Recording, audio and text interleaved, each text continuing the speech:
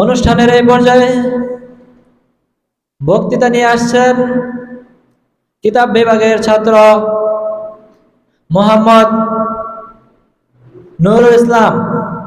মোহাম্মদ নুরুল ইসলামকে মঞ্চে আসার জন্য সবিনয় অনুরোধ জানাচ্ছি।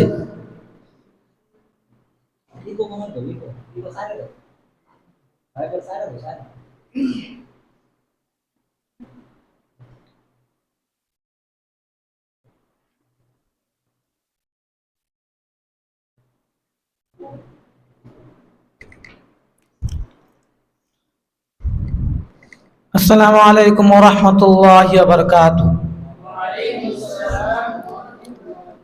নাহমাদুহু ওয়া নুসাল্লি আলা রাসূলিল কারীম। আম্মা বা'দ, ফাআউযু বিল্লাহি মিনাশ শাইতানির রাজীম। ক্বালা রাসূলুল্লাহি সাল্লাল্লাহু আলাইহি ওয়াসাল্লাম,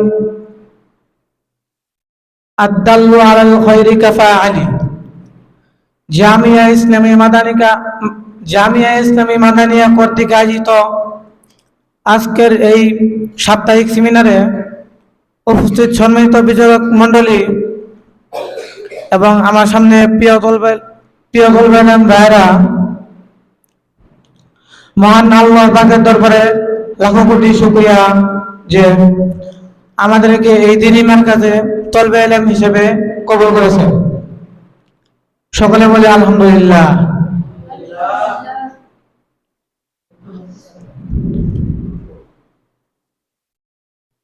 আমি শুরুতে যে হাদিসটি বলেছি, আদ-দাল্লু আলাল খায়রি কাফাআলি,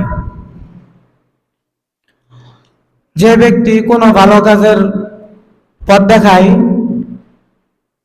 সে ওই ভালো কাজের মতো সব পায়।